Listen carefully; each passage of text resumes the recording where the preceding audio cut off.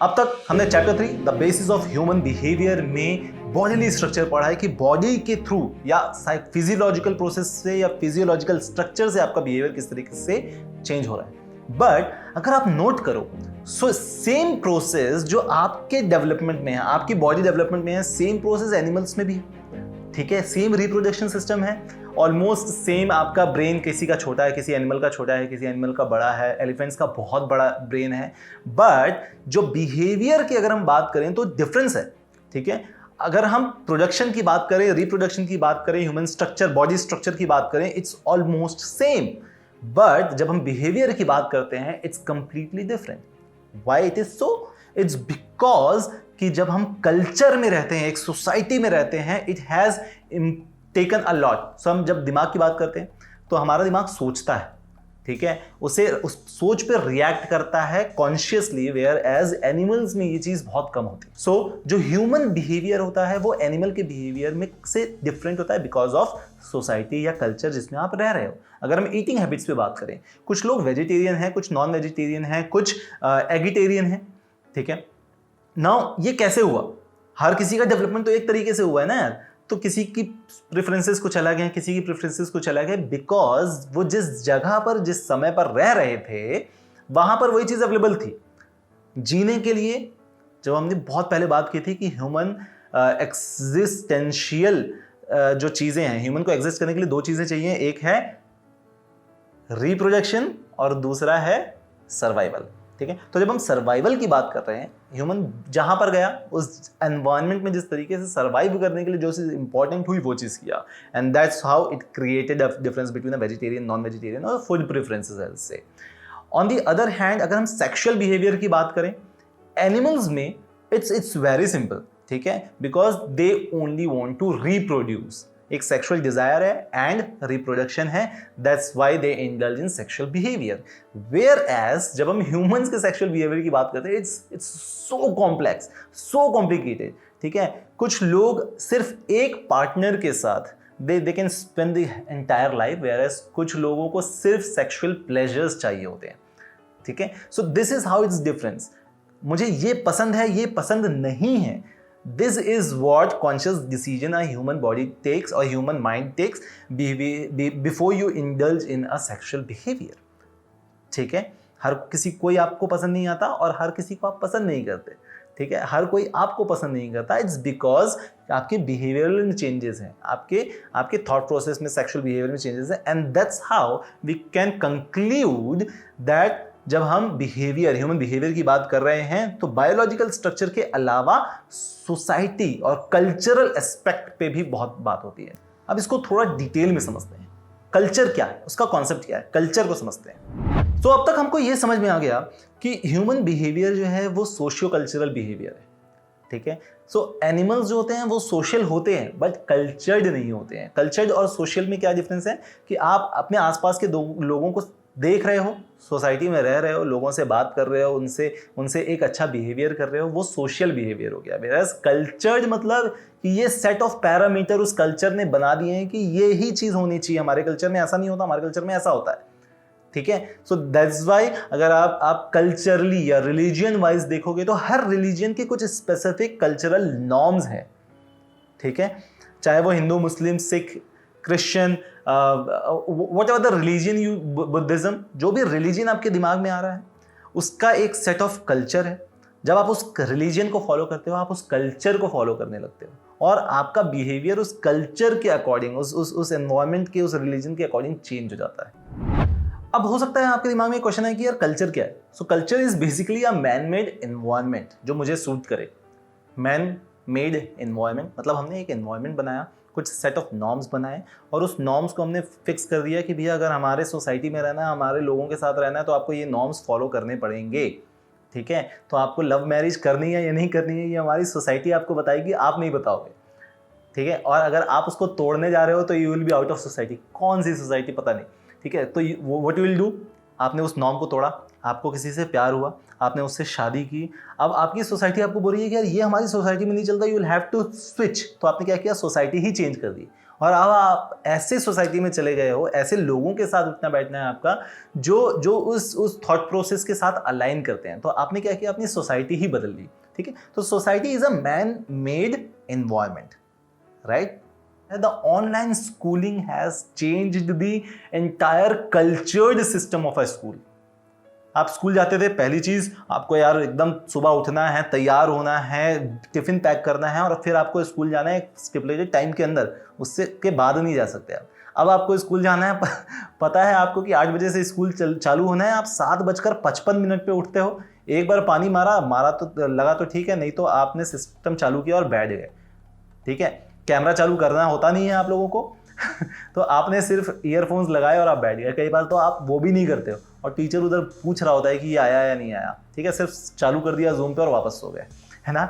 तो ये क्या कर रहा है, ये चेंज कर रहा है। आप स्कूल जाते थे, आपको टेंशन होता था समय पर पहुंचना है, ड्रेस्ड रहना है, डिसिप्लिन रहना है, प्रेयर होनी है, उस प्रेयर को अटेंड करना है, उस प्रेयर में जो चीज़ें आ रही हैं उसको ग्रैस्प करना है, उसके बाद क्लासरूम में जाना है, थोड़ी मस्ती करनी है, फिर क्लासेस चालू होंगी। ये आपको तैयार कर देता था।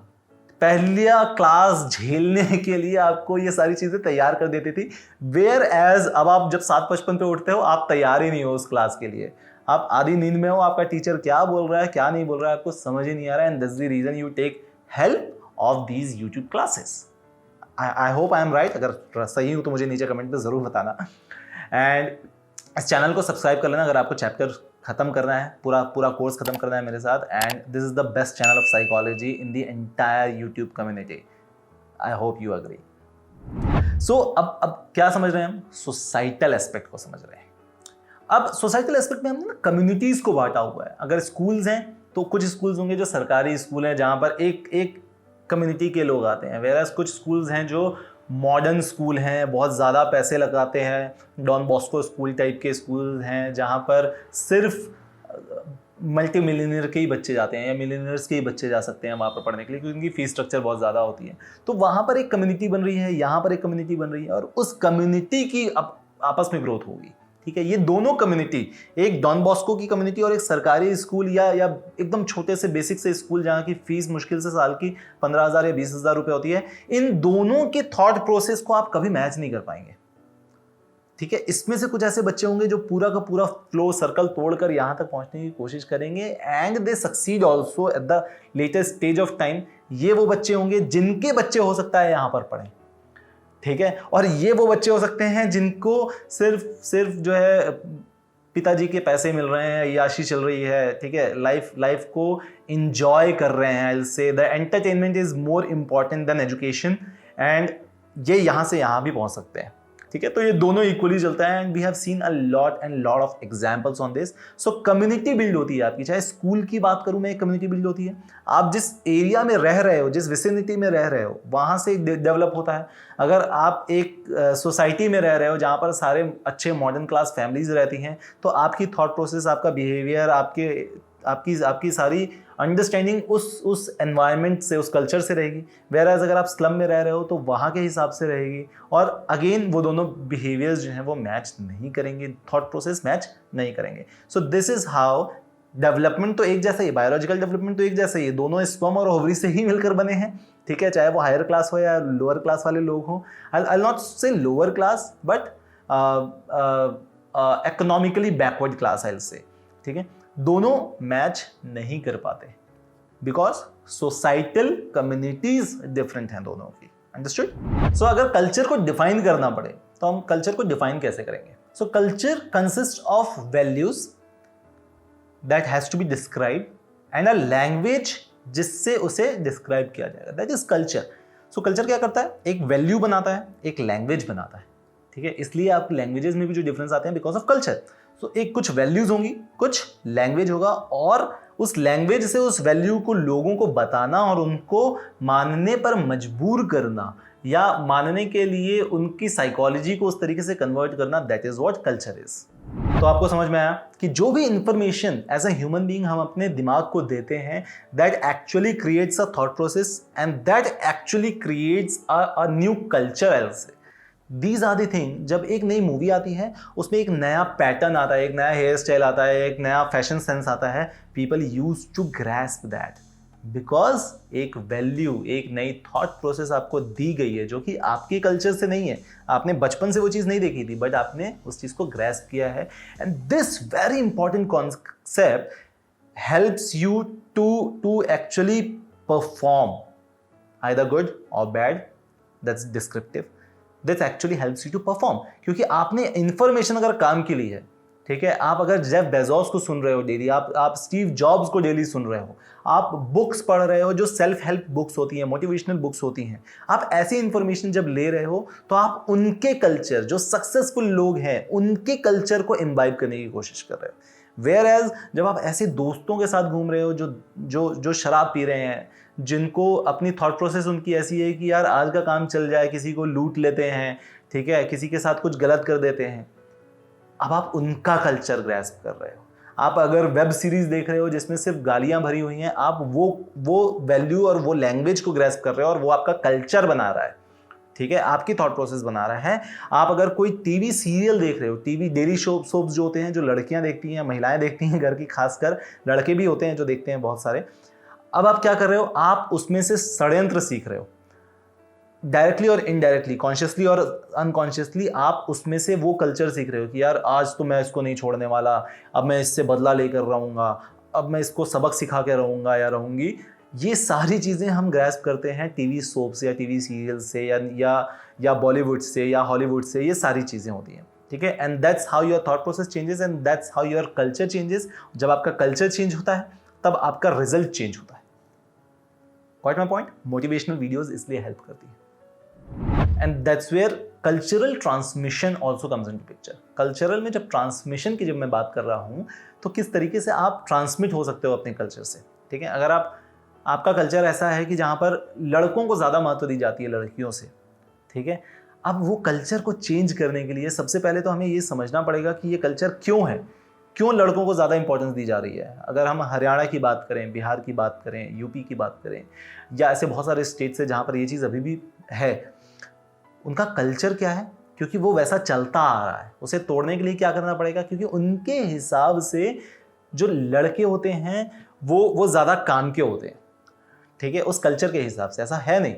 अब वो थॉट प्रोसेस तोड़ेंगे कैसे, जब उस लड़कियां भी उस लेवल पर पहुंच जाएंगी जो उस कल्चर को लगता है कि यार ये चीज़ तो इंपॉर्टेंट है, ठीक है, पैसा कमाना इंपॉर्टेंट है, लड़के पैसा कमा रहे हैं उन कल्चर्स में, वेयरएज लड़कियां जो है वो घर का काम कर रही हैं, तो पैसा कमाना ज़्यादा इंपॉर्टेंट है घर के काम करने से, उस कल्चर के हिसाब से। मैं ओवरऑल नहीं बोल रहा हूँ, उस कल्चर के हिसाब से। अब यही लड़कियां जब कंपीट करेंगी और लड़कों के बराबर आकर खड़ी होंगी, पीवी सिंधु बनेंगी, मैरी कॉम बनेंगी, गीता फोगाट बनेंगी, तब कल्चर में चेंज आएगा। आई बात समझ में? ये लड़के जिनको ये कल्चर जो है इंपॉर्टेंस देता है, ये लड़के कुछ भी करें, अगर ये अच्छा काम नहीं करेंगे, ठीक है, over the period of time defame करते जाएंगे, ठीक है, तो ये चीज़ें खत्म होती जाएंगी और वो इक्वालिटी आना चालू हो जाएगी कि नहीं यार, लड़के ही सिर्फ अच्छा काम नहीं करते, लड़के बेकार काम भी करते हैं, लड़कियां अच्छा काम भी करती हैं। जो भी वैल्यूज़ होती हैं उस पर्टिकुलर कल्चर की, कंबाइन कर दो, उसे मिक्स कर दो, ठीक है, and that's how you can fight actually.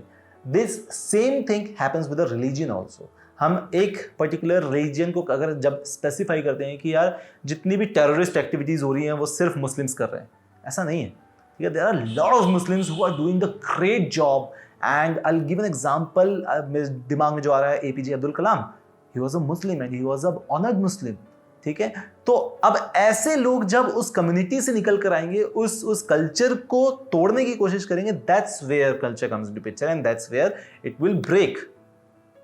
ये सारा थॉट प्रोसेस अगर आपके दिमाग में बन जाएगा ना, तो आपके आंसर्स लिखने में इजी हो जाएंगे। अगर आपको लग रहा है कि यार ये क्या आदमी बोर कर रहा है, मैं थॉट प्रोसेस बनाने की कोशिश कर रहा हूँ, ये थॉट प्रोसेस आपको आंसर शीट में लिखना है and that would help you actually.